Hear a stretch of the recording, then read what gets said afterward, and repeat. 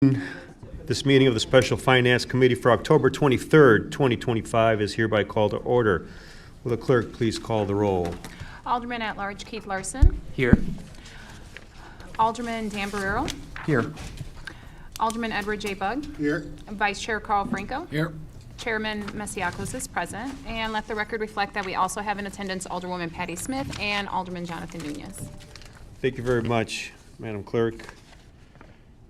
Clerk, do we have any members of the public wishing to provide public comment? No, we do not. All right, thank you.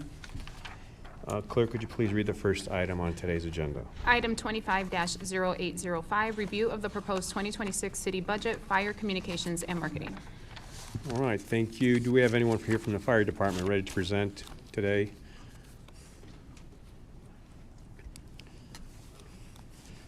Well, we'd just like to let you know that we do have water here. You also have the option to have a seat at the table also, so you don't feel like you're deemed that we expect you to stand the whole time. So with that, it's all you, sir. Okay. Good afternoon. My name is Kevin Nickel, Deputy Chief, Aurora Fire, here to present our 2026 budget. I'm going to get right into our decision packages. First one was for increasing our EMS budget. We're requesting an increase of $70,000. The increase in call volume resulting in increased wear and tear, unprecedented inflationary costs, reserve ambulances. Our reserves are no longer meet frontline standards. Equipment is falling into disrepair. Another one that's a driver of this is our EMS system. In the recent couple of years has required that if somebody is unconscious not breathing, you are to do CPR and interventions on scene for a half an hour before you transport. So then when you don't transport, if the measures aren't, you're not getting a fair result, you don't get to go to the hospital and replenish your supplies. So what happens is we eat those supplies. Average cost for those on an incident like that is about, on the lower end is $500, $590. So we had last year 80 incidents, and it was almost $50,000 that it cost us. So that was another driver of asking for the additional money to our EMS budget. We understand the city is in financial constraints right now. We were trying to think out of the box and exploring new revenue streams. Our EMS department, I just want to thank them. I want to thank our medics for being diligent with the reports and the extra steps they're taking to make sure that we can get our reimbursement for these calls. That's huge. The accounting, Linda Reed has been instrumental, and in finance as well. If I'm missing anybody, please let me know. But the increase of $1.5 million next year is expected due to those changes that we've done with the billing. That does not go to the resident. That is things that are charged to the insurance company. And significant increases are still expected for this year as well. Another thing that another avenue that we're trying to implement right now is fire recovery billing. That's something that we haven't done in the past. It's going to actually fall in line with our EMS billing, and we're going to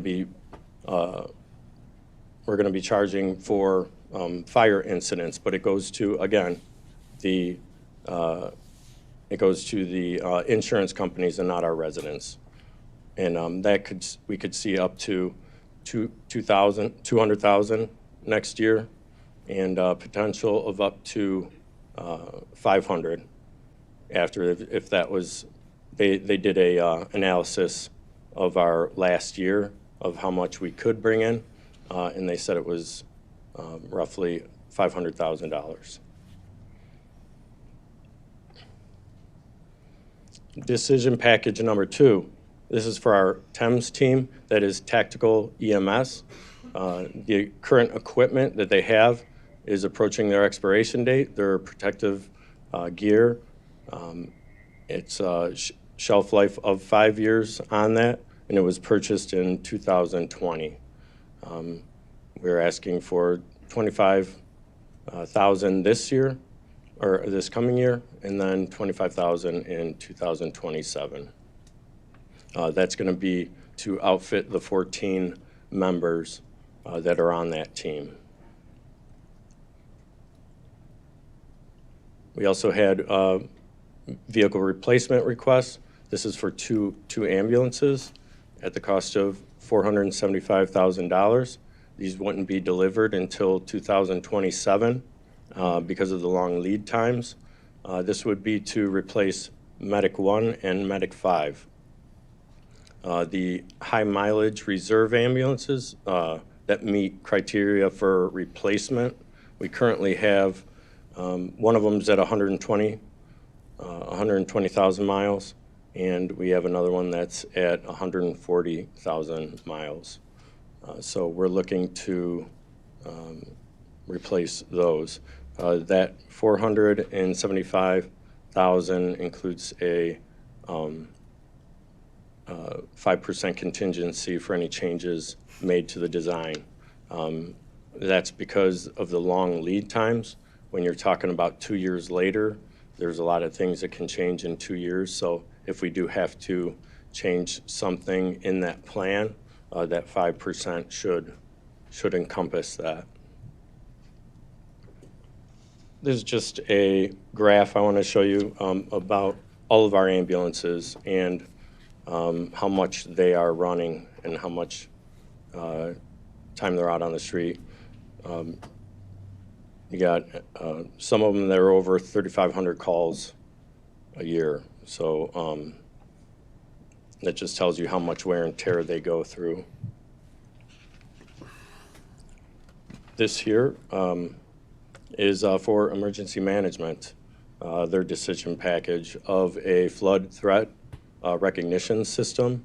This would be real-time flood threat and recognition monitoring to protect lives and infrastructure. That cost is $3,500.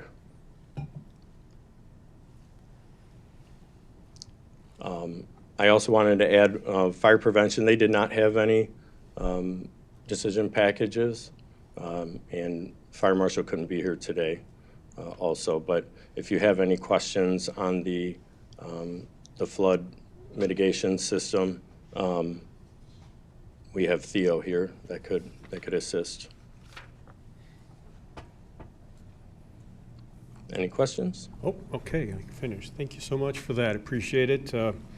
Fire department is very critical. It's one of the major components of why people pay property taxes here in the city of Aurora. Nobody's going to discount that ever, and what the value there is with our fire department. And with that value in the fire department, we actually talking, and myself personally talking with Mr. Minnick before he left, his recommendations was to add another $5 million in debt into our GO bonds in order to make sure we have that those extra dollars to help make sure that the city's commitment to building, I should say the city council's decision to move forward with the new construction of the new fire department, Station 4, came through to fruition without any concerns for not having enough money. But with that said, I do also have another question for you, because I went back a little bit, and something that came up during those discussions for the new fire stations was response times and the importance of response times. So I went back a little bit into history here when I first came on as city council, and one of the first budget books that I had to work with as a new alderman showed that we had 200 full-time positions compared to what we have today. I believe it says here 255 today. We're going down to 236. But the item that I really wanted to ask you about was the response time. Response time back in 2013, actual reported response time was 5:09 with a budgeted response time of 6 minutes, 6.00. We're now in your budget, in your medical rescue average response, it states 5 minutes and 15 seconds with a budgeted response time for 4 minutes. Can you shed some insight into that and why there's a difference on both categories in regards to response times and also the budgeted trying to get down to 4 minutes? Because I believe we have we have several newer stations before even the last 3 that we budgeted over the last 18 months. And I would like some understanding, if you can, from a data perspective as well. Yeah, if I could just set, where's that data from? 2013 budget, Okay, the official budget. okay, 2013. I'll put it up to the camera so people can see here too what I'm talking about. Okay, People at home, that is, because we also have we have audio-visual recording. okay. Just looking at our call volume at that time. So at that time, as you said, as stated, 2013, there was 12,000 calls.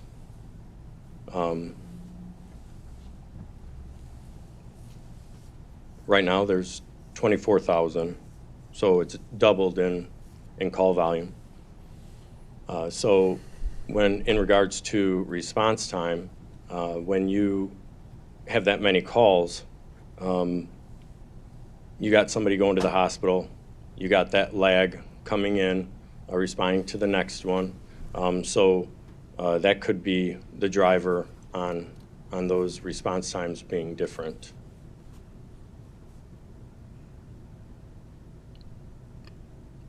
Okay, I guess that's your answer. Okay, I appreciate that. With that said, I'm going to move it over to the committee to ask their questions. Today, we will start with the gentleman to my right, and that is Alderman Carl Franco. I got a question for you. It's about staffing. So when this budget was being put together and the finance department, the mayor's office said we need to cut a certain amount of money or a percentage of, were you given the flexibility to decide how you would do it, or were you told you have to cut personnel? I mean, was there flexibility? Was it like, I got to cut 8%? Is 8% our discretion, or did they mandate that you cut people from the budget? Because I'm concerned about not having the subject matter experts decide how they want to manipulate the money, because I think in our mind, money is money, but if you guys have priorities and we can actually make both happen, then maybe we should go that way. So I just want to know how that might have fallen, can Sure. you come through on that? What are we trying to get here? It was mandated 20% or not? I'm trying to understand the spirit of the question real quick. Well, I didn't ask before- you the question, I asked. No, I think before he answers, I think we should know what's the spirit of that My question. concern is that a Department of Public Safety who was asked to save money was not given the opportunity to say, this is how we can save it. They were dictated how to say it. I just want to make sure that's not happening, because we believe that people on the street may be more important than equipment, and if we can stop equipment and stuff, and yet keep people on the street for safety reasons, I think that would be better, and I kind of leave that to them to decide that. So I just want to know if you guys had that opportunity to make that decision. I will say that it is a concern that you're saying that that's an accusation, first and foremost. And that's very important to make sure that we understand that for the record. And I think that the question needs to be treated very lightly.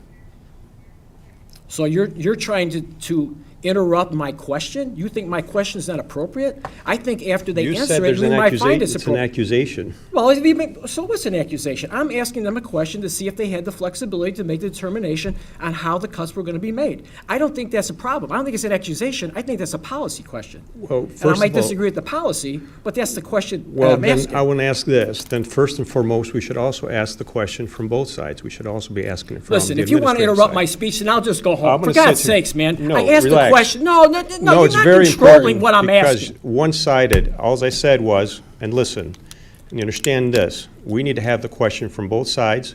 We have both sides here at the table. We do have the fire department present, but we also have chief of staff.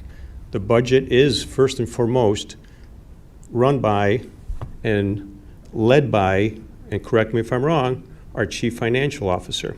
There's 3 levels, and I want you to explain real quick the process so everybody understands, if you can, Ms. Stacy Peterson, real quick, the process for the budget, so everybody understands, especially for people at home, and then we'll allow the mayor's office and the fire department to weigh in on that conversation, if you may.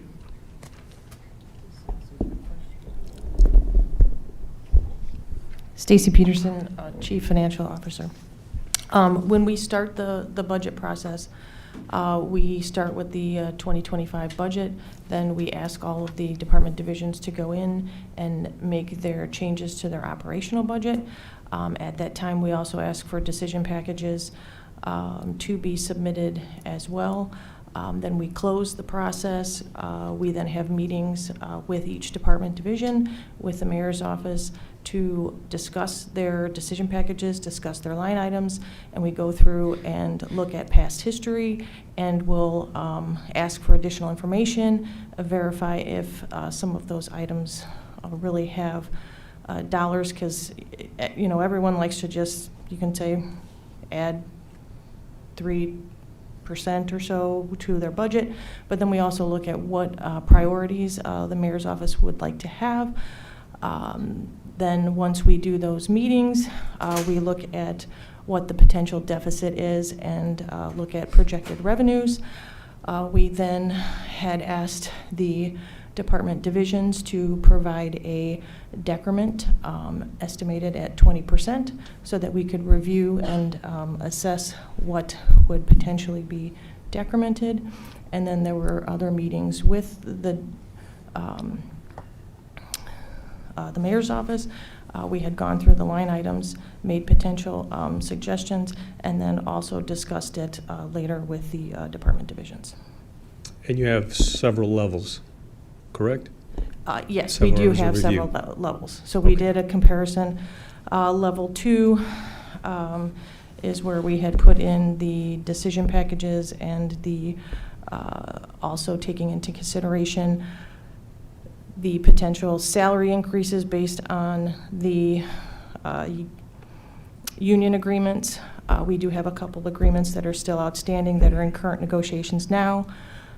And then after the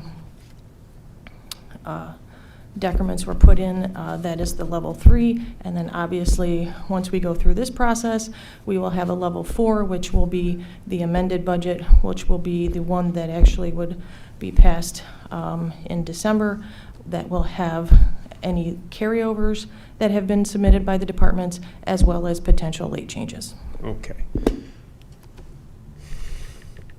Your response to the Alderman's question now. Okay. Our budget is, 93% of it is wages. So we run pretty thin on the rest of it, whether, vehicles and fuel and things of that nature. So, of course, our decrement list was, manpower was last on that list. So when you go through all that, depending on how far they needed to go, it's going to touch people then. So just by the nature of how lean we run outside of wages. Okay. Ms. Cameron, do you care to chime in on that as well? Thank you, Shannon Cameron, Chief of Staff. Just briefly, we try to make it as collaborative a process as possible. We did ask for a 20% decrement list, but just to help us, do a surgical attempt at getting our deficit to disappear as much as we could. Absolutely, they have been involved even up until today with very long conversations, continued conversations. You know, we were very careful to take the least from public safety, and I believe of all the departments in the city, fire actually has had the least amount decremented. So I think about at 3.4%, if I'm correct. I don't know exactly, Stacy, off the top of my head, but something like that. It's a 3.4 overall from fire from level 2 to level 3% reduction. It was from Stacy's previous presentation. It said that. So, but that being said, there's continued talks with department heads and things like that. We ask them to have on their decrement list, have it by, you know, what they want to take first versus what they want to take last. And we try to follow that as much as possible unless we find something that they put on the list that actually can't be decremented for a variety of reasons. But we absolutely try to work with them as much as possible so we have as least disturbance to especially very necessary city functions that, of course, our residents need and hold near and dear to their hearts. Okay. I have a follow-up question to that, too. Deputy, since we're having less firefighters in the street, no cadets, our performance measures are going up budgeted for next year to do more. Will we be able to do more with less? That's, I guess, what I'm asking. We have less firefighters, but our performance measures are going up, or our call response are going to be more. How might we handle that? Well, as it is right now, as it stands right now with 18 firefighters being decremented,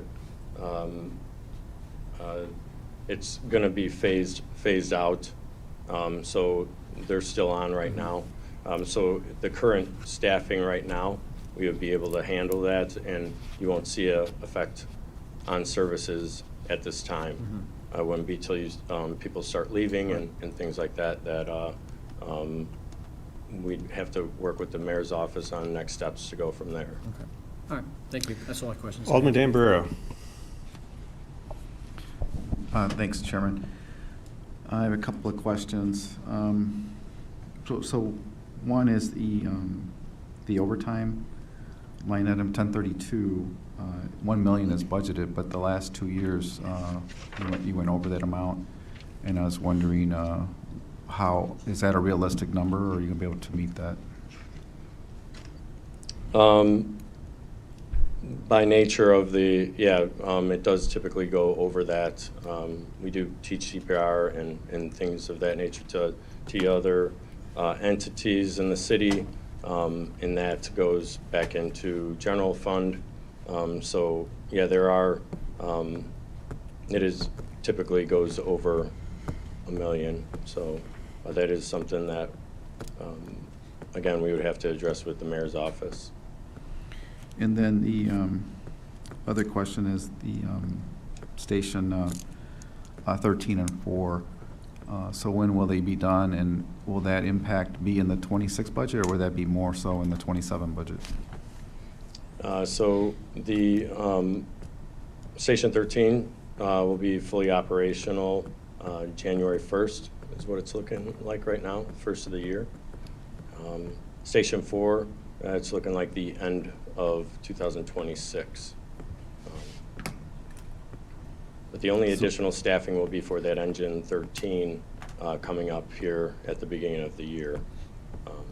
And you have that staff. We do in have the that budget staff. now, Yeah, we do right now. and you'll have the resources to open that new Yes. additional station in the Yes. budget. Thank you. Alderman Ed Bug. Thank you. I'm a little bit more direct, so I'm going to follow up on Alderman Franco's question. And Ms. Cameron, you can chime in if you want. Were you directly told what you had to decrement? Well, it was on the 20%, the decrement list. And there were things that we couldn't decrement. Okay, but because of were they you were in- told directly what you had to decrement? It was 20% was, every department was told 20%. Right. Were you told what you had to decrement? No. No, okay, thank you. My question is on the billing, and maybe since we're trying to save money, I'm gonna go in the wrong direction. Can you talk to me about this billing and tell me what other nearby residents, not everyone bills directly for their fire calls.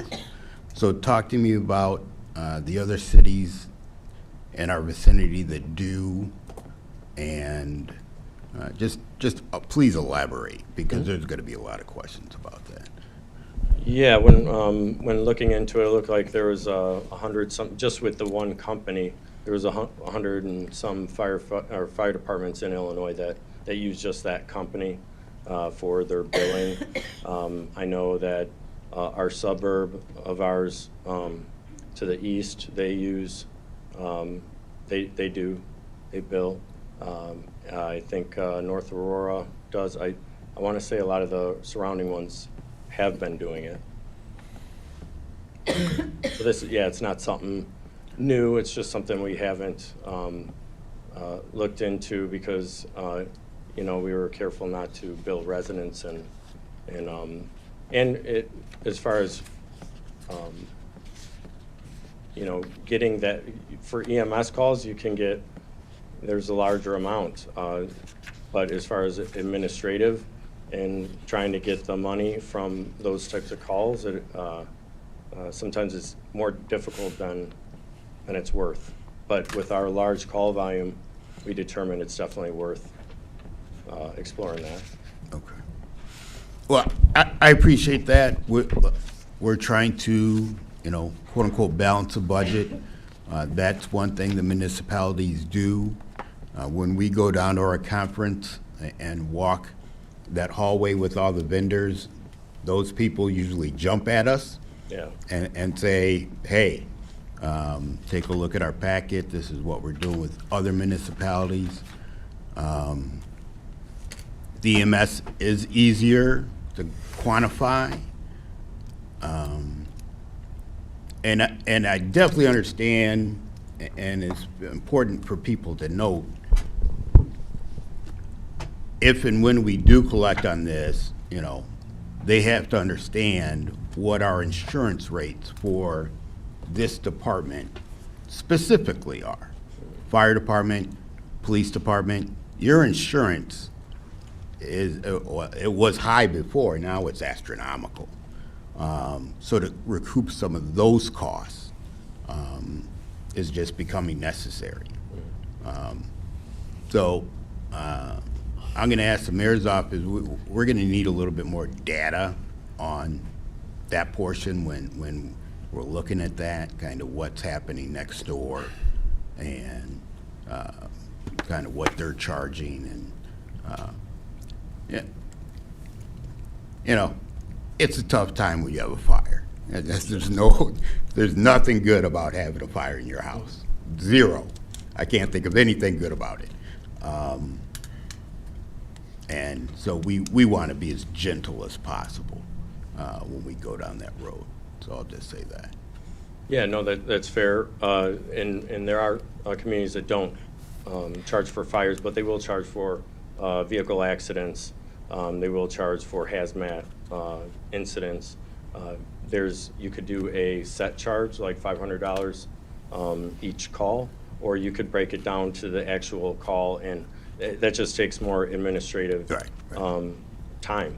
So, but yeah, we'll definitely look into all that. Okay. Thank you. Yep. Alderman Keith Larson. Thank you. Yeah, I have a couple of questions. The first one I think is probably quicker. This is regarding the decision package about the flood threat recognition system, mainly just the reason for it. or for it being a decision package. My understanding is that decision packages are for expenditures 5,000 or greater, and this one's only 3,500. Is there a specific reason that a decision package need to be made here? Theo? Or just transparency? Yeah, Theo Vandesample, the interim coordinator for EMA. So the listing that I have is that's the starting point. So it's 3,000 and change for each sensor that gets put up.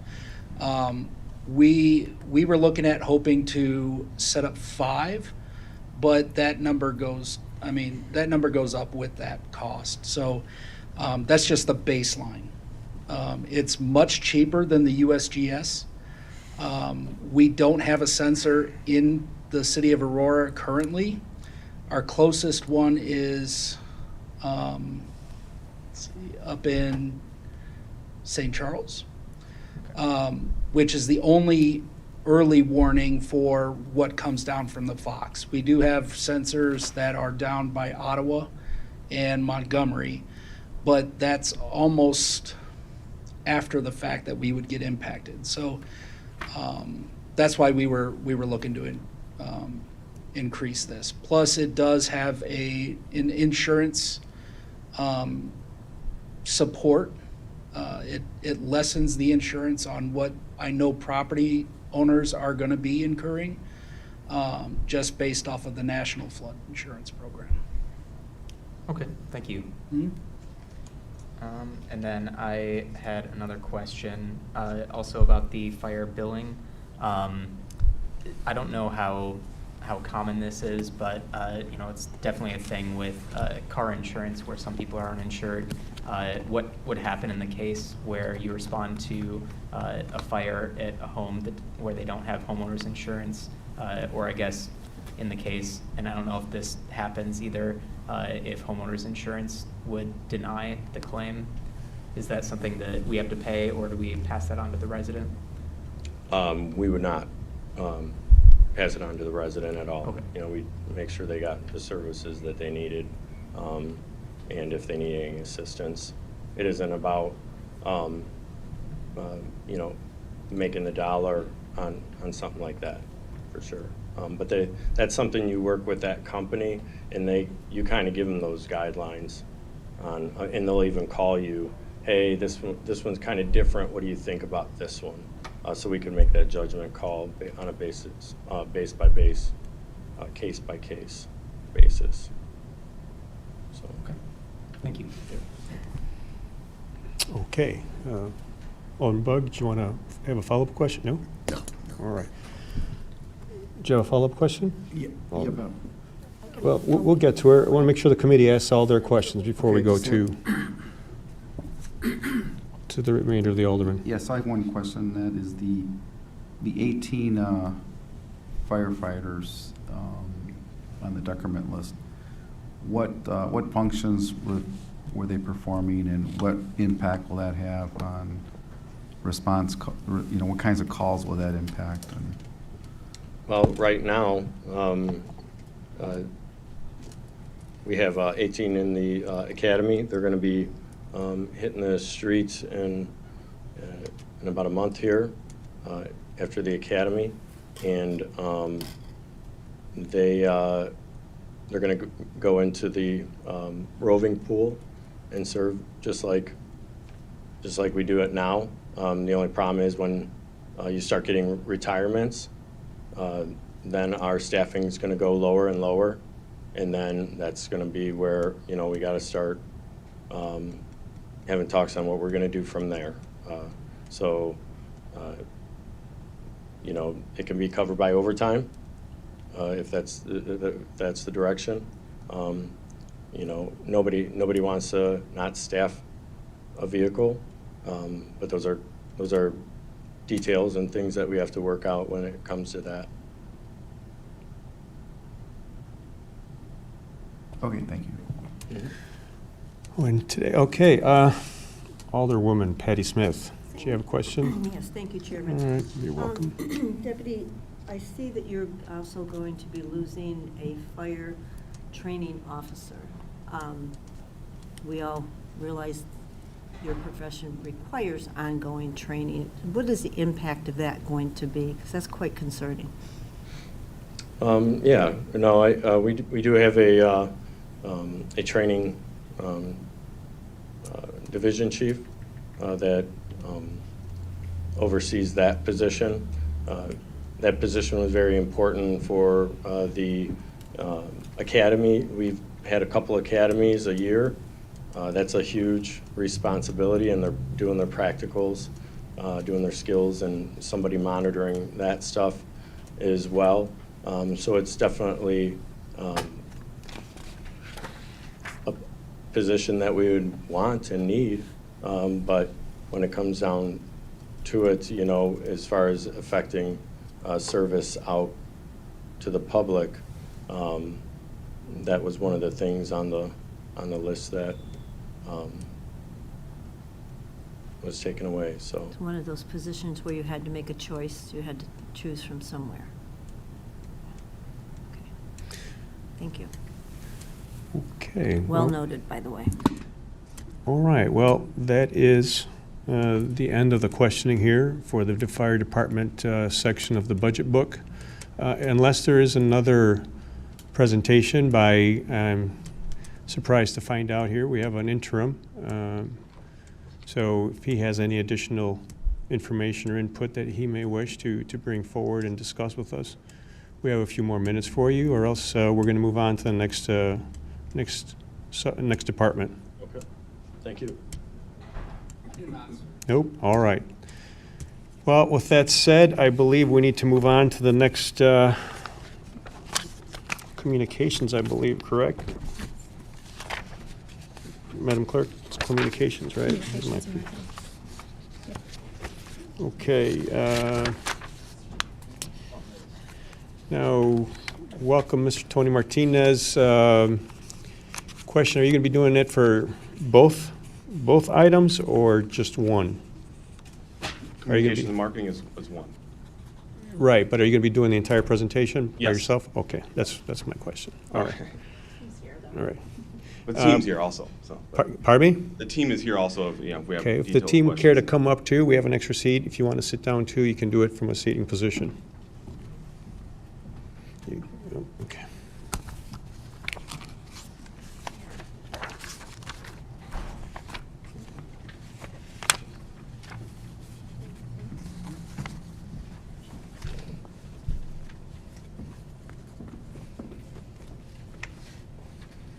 You can come up. You guys good, so then. Finally, somebody took me up on my offer. Thank you so much, Mr. Nelson. It's great to see you up here with the discussion. All right. Excellent. So good afternoon. Tony Martinez, Chief Communication and Marketing Officer. So I'll be giving the budget presentation for our department. So we'll first start off on the first slide with the organizational chart. There you'll see, obviously, I'm at the top as a department head. And then we have all the 5 divisions within the department. So we do have our division heads here, with me. So with brand and marketing, we have Eduardo Questel there. Communications, John DeGoul. Video production, Matt Winters. 301 customer service, Ricky Benjamin. And last but not least, community events, Mike Nelson.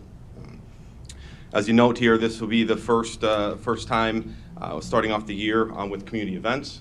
So we inherited that position with the dissolution of the Mayor's Office of Community Affairs department. So that division moved in with us.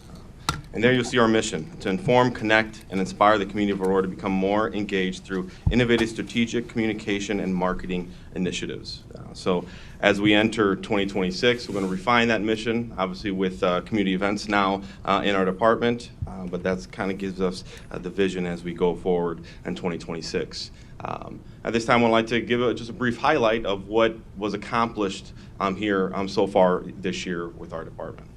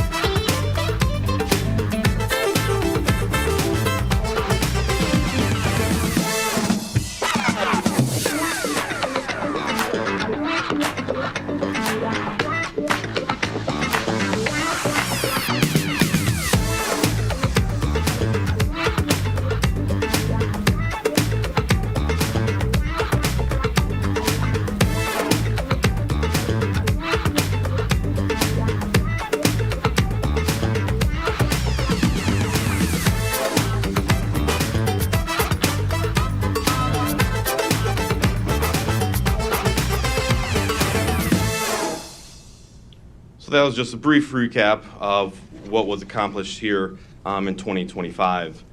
So as we look forward to 2026, obviously, we're going to go over the decrement list and how our divisions, and department were affected with our decrement list. So going down the list, brand and marketing on that division will be down a coordinator position. This position was a marketing coordinator position that supported the economic development department. Communications be one coordinator. And that communications coordinator was the individual who provides support to the Alderman's office in their communication efforts. A translation specialist. In video production, the decrement of 2 seasonal positions. Customer service, 301, decrementing 2 customer service representatives. And then community events, 1 coordinator position and 1 seasonal position. So total positions decremented at 7.5 positions for a total of over $600,000 of our department budget for 2026.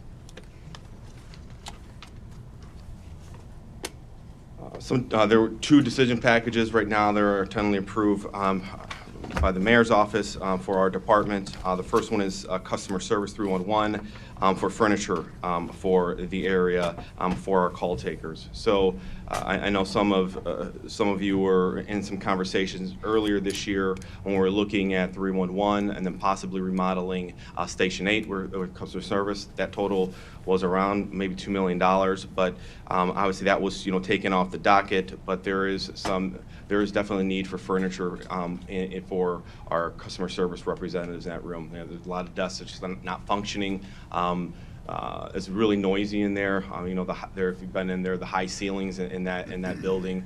So we're looking at some furniture to be able to kind of mask the noise a bit, since the call volume has doubled since transferring over to 311.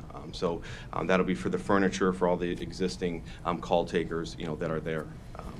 And then another decision package for community events, and this is for education and training. So as we look and continue to plan events, logistically, and then also for safety of events, it's important to get our staff up to date with the best practices as we look at events, the escalating costs, especially when it comes to safety. We just want to make sure that our staff is trained, make sure, we're following best practices to try to keep, those costs down as much as, we can, and to learn from, other folks, throughout the nation, in those trainings and conferences. So as we look for 2026, here are some goals. I just picked out just a couple. We have a lot of goals for our department, and we'll be redefining them later this year with the department. But first one is to develop a communication and marketing plan, a robust one that aligns with the new city priorities, right? With the new administration, as the mission and vision are articulated and refined, to make sure that we have all the tactics in place to be able to communicate it and market that effectively to our community. We're looking at reviving the quarterly Aurora Borealis. So we haven't had the newsletter in a long time.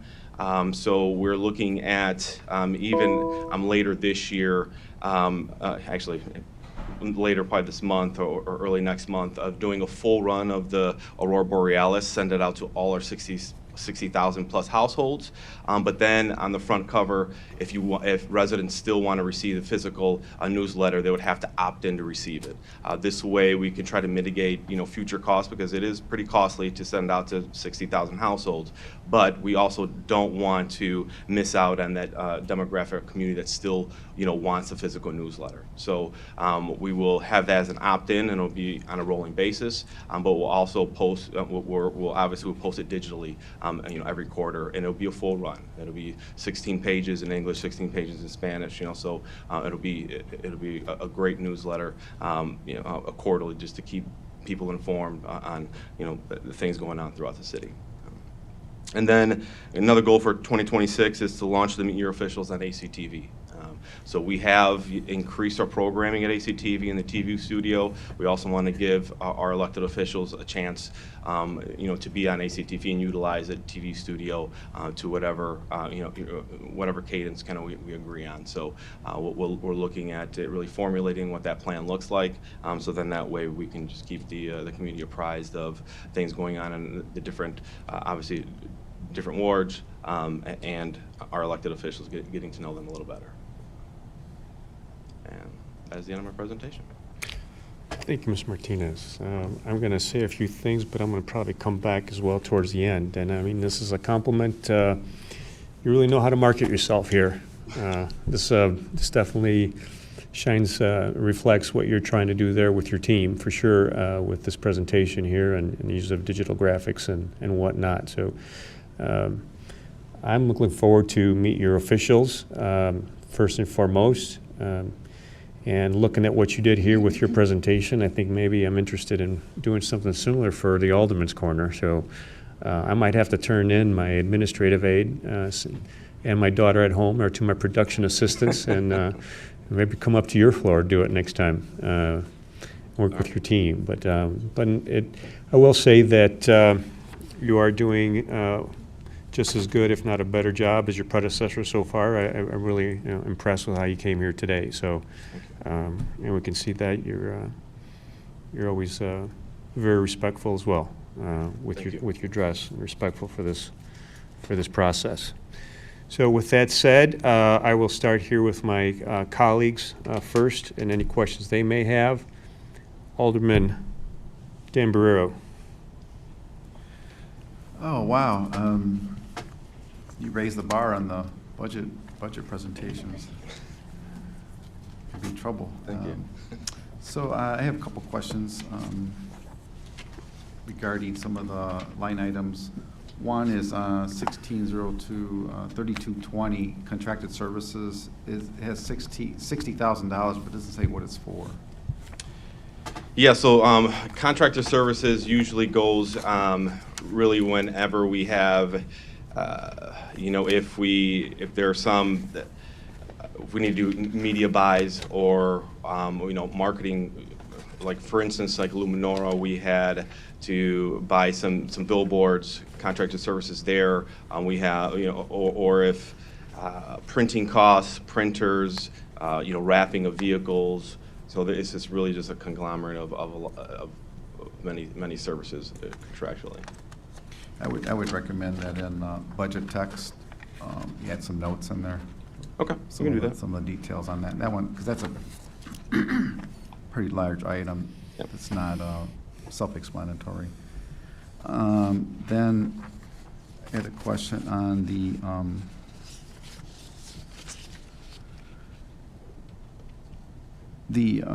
line item in 1603, full-time, 1001.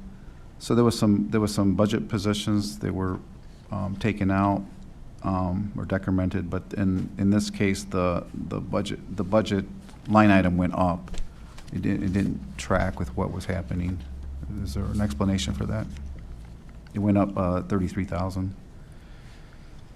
Yes, I think that clarification, finance, you can chime in if you need to, but I think that was with the benefits going up and funding the benefits portion. No, this is the full-time salary line item. Oh, actually, so the increase in that salary is, so we did have a position in the middle of this year that was a manager position, but now it's going to be elevated to the director position with a new employee that came in. So that's the salary difference, for Okay. that line item. And then,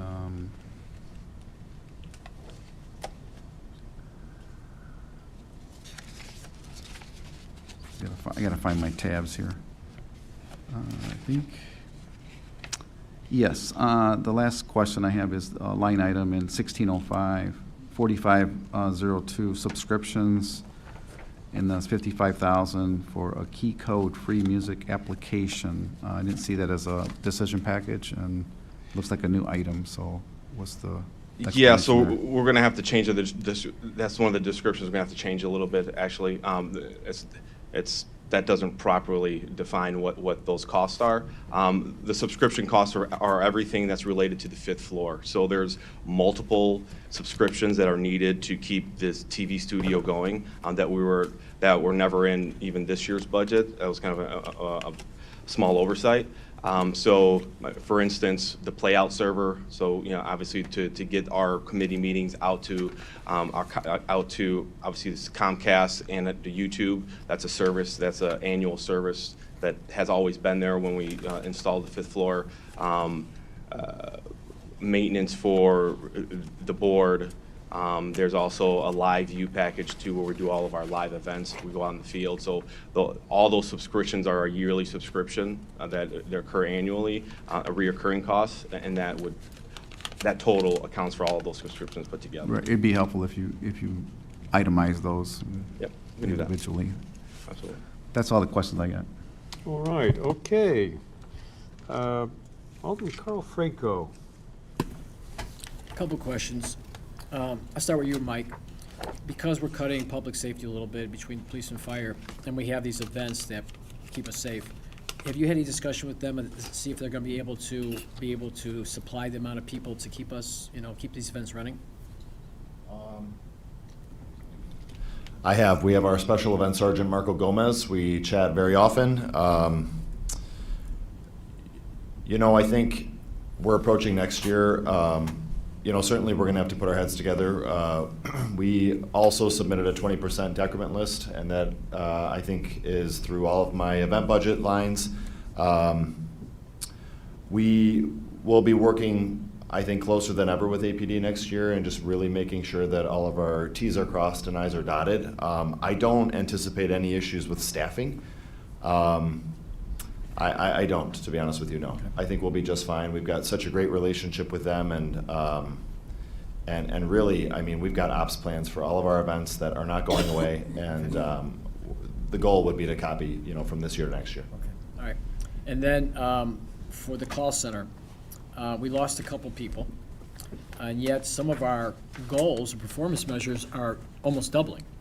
So I guess I want to know how that's going to work if we're losing people, and we're going to double what we feel we're going to have to do next year. How are we going to manage that?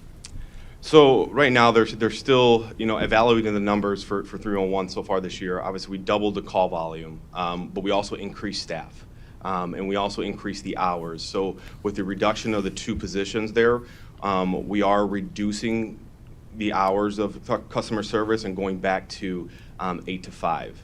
Okay. And not going 5 to 7. So after evaluating those numbers and that shift, and looking at, knowing that we had to cut back, we decided, cutting down those 2 call takers that work till 7 to kind of shrink down that shift because the numbers were there. And last time I calculated, there were 1,100 calls from 5 to 7 in a 28-week period. So that averages out to about 8 calls really per day, in that time period. So when we look at decrementing, so we did staff up, we have a lot more call volume, but as the calls continue to matriculate, right, and the system is a lot more efficient. The call takers we have some great people there, so they're going through calls a little bit quicker also. So even with less people, we still think we could do more just because of the software, how efficient it is, and it's just a lot easier to navigate. And then according to this, our goal is in 2027 to expand the hours again. Cut them back this year because of the problems we're having, and then expand them, assuming that, budgetary problems are fixed by then. Yes, I mean, that's the goal. We can exactly revisit it if, if we have more budget. Okay. That'll be more. That's all I got, thanks.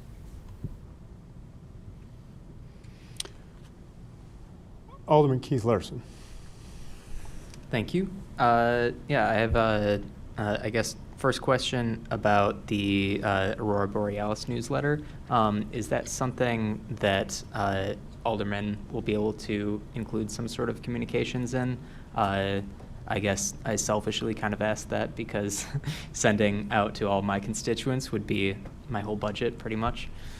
Yeah, so especially for the alderman at large, that is a conversation that we've had. So we definitely want to include the alderman at large because all the other aldermen and alderwomen have their own newsletters, and they can send it out. So we will put a section in there for the alder people, and we'll probably add for a little bit for everyone too, right? And it won't be too much because we don't have that much space, but we'll make sure to include especially the aldermen at large and some from the other aldermen too. Great, thank you. And then I guess one other question, just about how the numbers work in the budget for at the end of these, the administrative services, the proprietary funds, they're all negative values. So I'm guessing this is reimbursement for services that are provided to other departments. Is that correct? Yes, that is correct. Okay. Yeah, that's good, because I see, like with the customer service division, it's 27,000 that we get in revenue for the non-capital, so that's good. That's all I have. The alderman at large will be part of that ACTV invitation, right? Yes, yes. Good. Absolutely. All right. He's a third ward resident too, so I represent him. Okay. We represent each other, so we're looking out for each other here on this one. Sounds good. All right. Good. Alderman Bug. I was going to say something earlier when Fire was here, but I held it now, and it actually comes into more in line with what we're doing during this budget. We're looking at a lot of different things. We're learning from our past experience. Mr. Martinez, you shared that you had a slight oversight on some budgeting, and I'm going to be truthful. It wasn't an oversight. The past administration came to some aldermen because they had misbudgeted on the 311 center. And I see what your decision package is. So, and it's part of the reason we're in the state that we're in right now with this budget. So in March, the old administration came to the Far East Side aldermen and asked us to help fund the 311 center out of our ward funds because they had misbudgeted. And they were really rushing to open up the 311 center on 3/11, March 11th. But the funds weren't there because funds were being moved around and we could not see where they were properly. I believe I was the only alderman who met with the old administration. I told them I would not be putting my ward funds toward the 311 center because that is a city building. It's not a Ward 9 building. In fact, it's not in Ward 9. So I appreciate everything the 311 center does. Ricky does a great job out there. I talk to her often. Still got to get all my calls from Ward 9 to go through to the 311, but it goes pretty far out, so we're going to keep working on that. But this is just a product of some things that were done in the past administration. And like I said, I don't think the other two aldermen who were asked to sit down and have that meeting, I do not believe they had that meeting, but that was the ask of those aldermen. And it's not just this department. The fire department, I kind of didn't want to mention them while they were here, but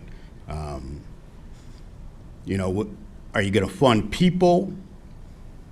Yes, but you also have to fund their pensions. The fire pensions were underfunded. So I know the firemen want to retire one day. They want their money to be there because they burned it. We're responsible for putting that money there. And so we're going to do that. And so we have to make some hard decisions up here. So I commend you what you're doing right now with your department. all four of us had questions about the Borealis, and you answered them right away. That was my number one question.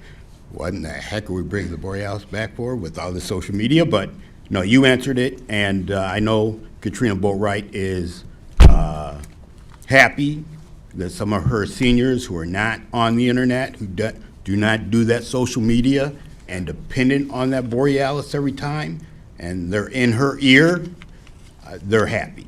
And we need to meet their needs, and then they can opt in, and they can get the Borealis all they want. And then those of us who have a little bit of technology can get it in social media. So we thank you for the great job you're doing, your whole team. Thank you.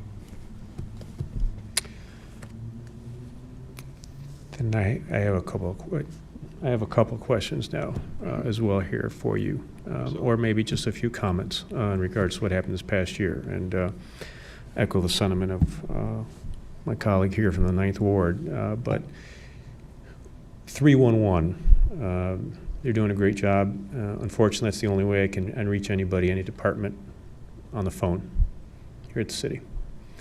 And we have their phone numbers on the webpage, and they don't work. They don't even bounce back sometimes to 311. And I'm not sure if that's been corrected. I have expressed that a couple times to the staff in the Alderman's office, and also sent an email, I believe directly to the 3rd floor at least once, about making sure that we correct that. It's very important. And making sure that our information is updated. Also on our webpage, we had some challenges with coordinating even the schedule here for the budget between Mrs. Peterson and I, until I discovered that I was using the wrong calendar. And the calendar I was using was the one on our website, which wasn't up to date or adequate in terms of our meeting times and whatnot, and trying to coordinate a schedule. And so I think there's certain things that we need to do to improve. It's not uncommon. It's something that everybody should always strive to do, is to have improvement. And the other thing too is, I know we had some budgetary challenges, and also we had some construction challenges with River Edge Park. So where I'm going at with this now is also a very important date, an event, which is 4th of July. I did attend finally after a few years of hiatus with my family downtown at the Aurora Transportation Center area, and logistically worked great. A few police officers, some private, I don't know if you want to call them security or assistance, that you had, and you pulled it off great with them. A lot of energy. I'm sure we're going back to River Edge Park next year. Is that correct? Okay. Yes, sir. All right. And I'd like to go back to a little tradition of trying to time up the music.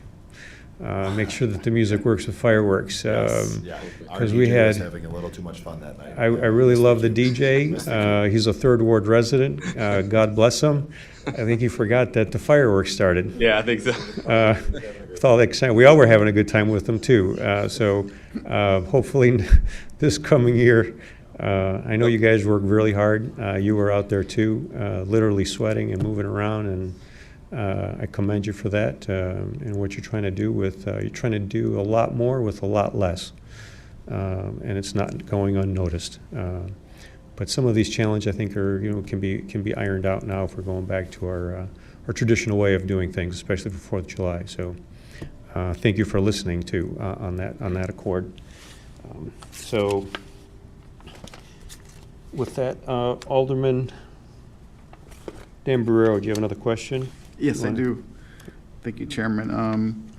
So one kind of a question comment is, so I did have a newsletter produced for Ward 1, but didn't mail it out. I printed some copies and took them to meetings, but I do have a postcard that I send out, and in the postcard, let residents know that they can get the digital copy at the Alderman's page.